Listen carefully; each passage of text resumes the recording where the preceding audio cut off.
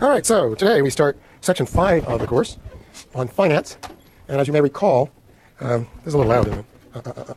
See, as you may recall, the second half of the course was about the sources of surplus value and less about capital dynamics and more about exploitation and some of the distortions of capital. So we talked about labor in part 4, and we talked about the problems facing labor organizing, inequality, and so on. And now we're going to talk about finance, which of course in our time has become a prime subject for discussion, finally. I've been talking about this for years, but I'm glad to know it's on the agenda. So when they say Occupy Wall Street, it's a good idea. Anyway, so we're going to have 4 lectures in this segment. And today will be elements of finance, and then the next one will be geography of finance. Then we'll get into finance and development, or finance and growth. And finally, next Thursday will be financial frenzies and speculation. So today I'm going to do a lot of basics. Since I want to spend some time on finance, and since finance is so important, today is about the functions of finance and some basic definitions, and not so much about how horrible it is. Though you'll see that I lay the basis for a critique of finance as we go. So, money, banks, and securities are our 3 topics today. And our keys are establishing a basic vocabulary about money, things like money and loans, what are they, what is a bank, what is a capital market. So we just need to get that stuff straight so we can have a reasonable discussion in further lectures. Some key ideas are money really does matter, and we'll talk about how it's created and so on. What are banks and what should they be? And not so much what they become as what they should be as a kind of infrastructure. Exploitation through finance, we'll touch on that briefly. And then we'll talk about the importance of credit, or the flip side of credit, of course, is debt. My credit is your debt. And the development of the securities markets, which of course played this huge role in the collapse of 2008. All right, so here are 3 topics: money, banks, securities. Pretty simple. And Apple has even provided me with a little convenient clip art. Okay, so money. Why money? What is money? Money and capital and monetary returns. How does money make money? So we don't usually talk about money. We just assume money. We just take it for granted. It's like air. So money is both in the economy and not in the economy. That is, money is founded in the industrial economy. We talk about the so-called real economy that produces things, provides goodies for you and everyone else, and makes a surplus out of work and so on.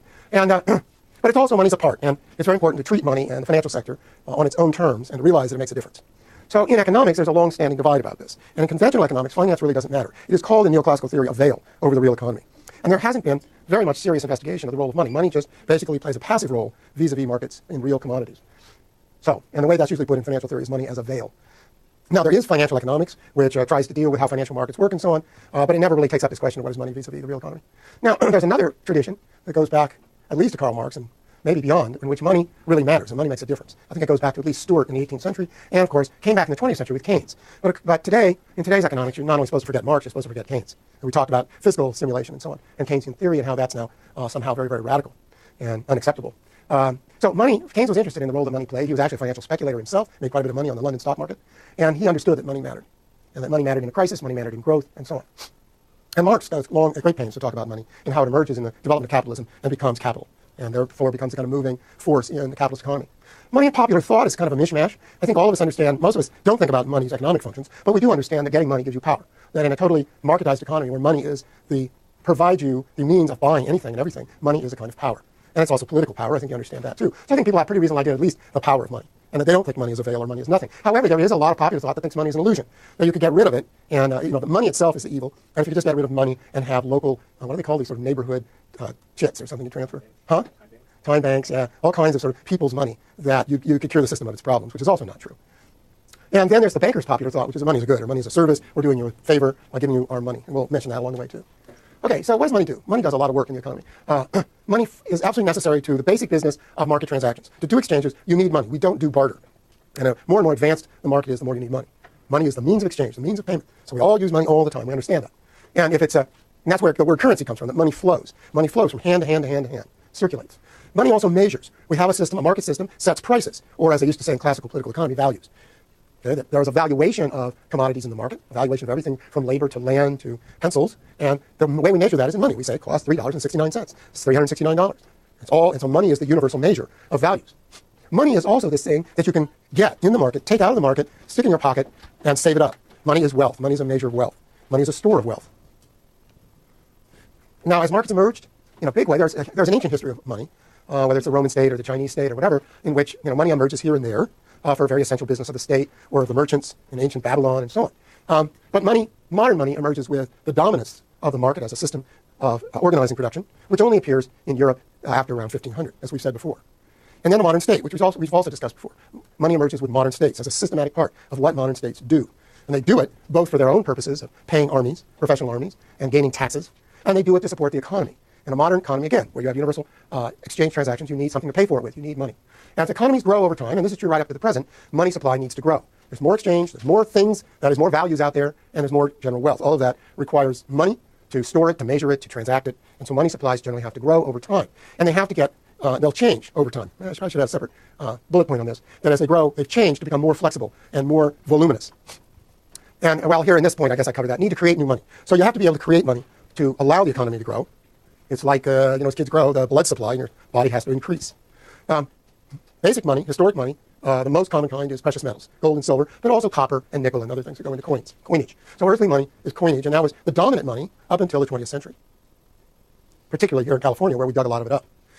On the other hand, states create money. They create things like dollar bills. Merchants create money. Banks create money.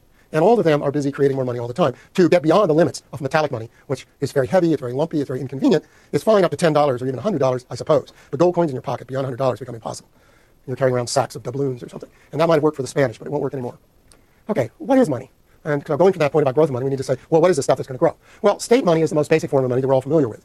And we generally call that currency, though the word currency could apply to other kinds of money as well. But we'll kind of make them identical. That is, states mint coins, which is a tiny part of the money supply. And then they print paper. In the modern economy, they print paper dollars, paper euros, paper yen, which are also, for you, are a very big part of your money supply. But for the system as a whole, it's very small now. Now, dollar bills and paper money only emerged in a big way in the middle of the 19th century. Before that, it's all coins, virtually all coins, and merchant money, which I'll get to in a second, bank money. But state money was coins going back to the Romans and so on, and remained coins until this very modern innovation. In the United States, the first paper money really is, it's called the greenback, and it's printed in the Civil War. And the states guarantee the quality of that money. They put their power, their financial power, their authority, and their police power behind it. Then there's bank money, and the banks actually create money. And we'll talk more about this as we go. Checks are money. When you write a check, it is the bank's equivalent of a dollar bill.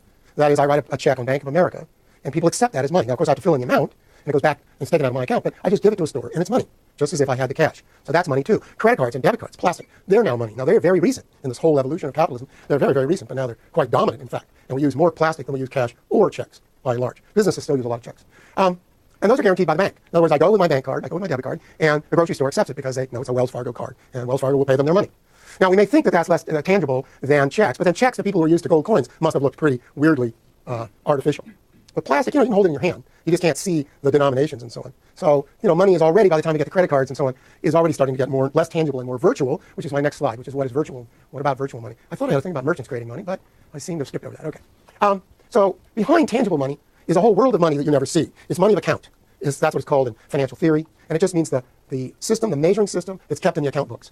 And of course, electronic money, as it flies around from bank to bank and from your credit card through the store, back to the bank and so on, is kind of virtual, right? It's just, you can hardly see it. Now, it's not actually completely virtual because the electronic signals are quite real. They're as real as a check, but they're quite invisible. But even behind the invisibility of electrons, to us, though they're quite real, is actually virtual money, which is simply in one sense, an arbitrary measure of value, measure of the store of value that is kept on the account books. And you can go back in history of money, and even when there wasn't real currency in Babylon, they were already keeping accounts down at the temple. And the Roman Empire was keeping accounts, quite apart from its issuance of currency to its armies. And merchants have been keeping accounts since, well in the feudal era in Europe and so on. And all banks keep accounts, all businesses keep accounts. They're simply little, numbers on a page or numbers in their computer. And they are representations, and they are what goes behind the currency. But it's much, much greater than the amount of currency in circulation. So the amount of money that exists as money of account is even more huge than the money in circulation, that's tangible money. Now, is that just totally arbitrary? No. Those monies of account are based on economic values decided in the economy, economic transactions going on in the economy, state valuation and state policy that's backing up all value of money. So the foundations of monies of value are real, and money is quite real even when it's virtual. It's kind of tricky to keep in mind. It's kind of like gravity. It's there doing its work, but nobody can see it. Nobody can feel it directly. And that's, of course, part of the reason money is so mysterious. And it has been created out of the circulation of commodities and the creation of values in exchange. There's also the whole credit lending system overseen by merchants since early modern times and before. Borrowing and lending is all done in account books. And, of course, states keep their accounts of their taxes and spending and so on. So I just say that not because I'm going to go on about it, but because you need to understand that there's a whole world of money behind the visible. Okay, now you need to create more money over time. So who's going to do that? Well, the states can create more money. They can print money. They can literally print money. They can hammer out coins at the mint. And they're often doing that, turning the printing presses to pay the deficit, to pay employees, to pay all contracts of the federal government. Well, the state of California doesn't have the right to print money, but they print checks. And sometimes they're printing those checks even when there's actually not clearly the money in the bank. But eventually it clears. And they get credit from the banks. Merchants and businesses create IOUs between themselves, what's often called commercial credit. That is, okay, I deliver to you 1,000 widgets. You take delivery of the widgets, and you promise to pay me within 7 days or within 30 days. The businesses do this all the time. They don't write a check on the dot. They clear their accounts by the end of the week or the end of the month. And that intervening period when I've given you the widgets and you haven't paid me is credit. It's commercial credit. And that's also a kind of money. And those IOUs can circulate and do circulate in financial markets. And then banks can create money through lending. And banks do this all the time. The bank gives you a loan. You don't actually walk out of the bank with $10,000 or $30,000 in cash to buy that car, do you? What you walk out with is a bank account they created and a checkbook. And then you write a check to the auto dealer for the car. And then the check is the actual cash, is the currency, is the money. And you never see any of it. And it's actually new money. It's money that never existed before. The bank have made it up. And money is made up all the time. And only the kind of money that comes out of printing presses looks like, oh yeah, there I see, it's real. But actually the state's just making it up. And states often print way more money than they should, and that creates inflation. But for a time, they can make it up. And this is very important because you've got to make up money to keep ahead of the economy over time. Okay, money and capital. Okay, capital is money used to make money. Money comes into the world out of this world of circulation and so on. And then clever people figure out that I could take that money, I could invest it. That is, I could buy machinery and workers in the market, and I could create sugar, I can create automobiles or whatever it is, and I can make more money. We've talked about that before. So I have a stock of capital, and I invest it, that's the flow, and I get a return, which is the profit. And the circulation of capital is that constant taking of your stock of money, investing it, getting a return, and it comes back. And then if you keep doing that, you get the spiral of accumulation, all of which we talk about back in lecture 4. But it comes back here because capital always takes the form of money during part of its circuit. Capital isn't just machinery and factories and corporations. Capital is money. It has to take the form of money to then be invested, to buy things in the market in order to make more money. Yeah? When you say the stock flow, can it be referred to stock flow like guidance? Say that again? When you talk about the stock flow, capital can be referred as in the stock flow also goods. Yeah, it's very much like I said about stocks and flow of goods, actually. It's good to think. I like that terminology. That's why I brought it back here, is to think about it, because money can sit in your pocket as a stock, or you can lay it out as a flow. And then it comes back to you as a return, and that's a flow as well. Now, there are two kinds of capital assets. There are what are called real assets, which are factories, machines, land, things you can drop on your foot. And then there's financial assets, which are claims on real things. And that is my ownership of the land is a financial asset. It's a deed. It's actually a financial asset. And it can circulate as a financial asset. I can have stocks, which are claims on real corporations, which own real stuff, real machinery, real factories. Those are financial assets. There are also claims on flows of payments. So not all financial assets are claims on real things. There are also claims on financial flows. And those can be turned into an asset, that is, into a piece of paper, a paper asset. It's a legal document that recognizes my claim on that flow. And that's what the ownership is. Something like the collateral debt obligation, a CDO, is actually a claim on the flows of mortgage payments from the mortgages that went into that CDO. They're not a claim on your house. They're a claim on the flows of financial payments from your house. So stocks can be both claims on real assets as part of ownership of the corporation and a claim on payments, that is dividends. Bonds and loans are simply claims on interest payments because they're loans. We'll get the loans, don't worry.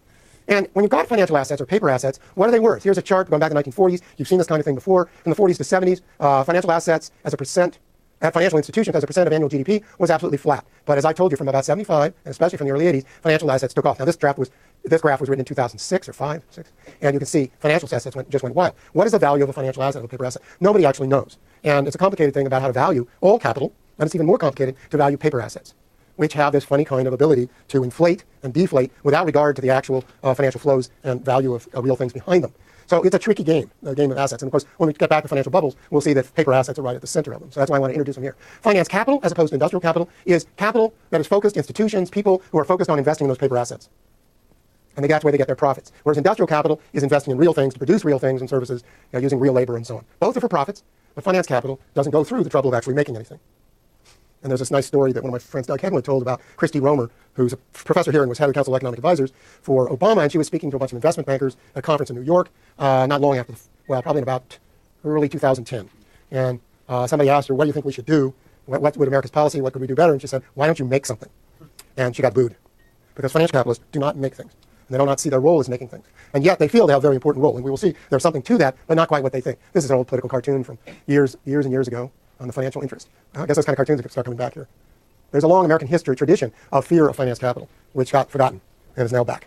Real and fictitious capital. Real capital is, do I actually say about real capital here? I say real and fictitious, but it's kind of a lie on that title. Fictitious capital is credit money, that is new money used for investment. Money that's just been created, it's usually credit money, and it's like a loan to a business, which is money that didn't exist before, but it's given to a business to actually invest. And it's fictitious in the sense that there's nothing real there. It is just money that's kind of been invented just for the purpose of trying to invest to make more money. That fictitious capital must be realized. And that's a kind of classic economic term, realized. That is, it must return as future profits. If it returns as future profits, everybody's happy. The money's been realized. It was a good thing to create that extra money and that extra capital so you can invest in that new factory to make that new iPad that didn't exist before. And now everybody's made new things. We've got new things in our hands. There's new profits, new values, and it's all worked out.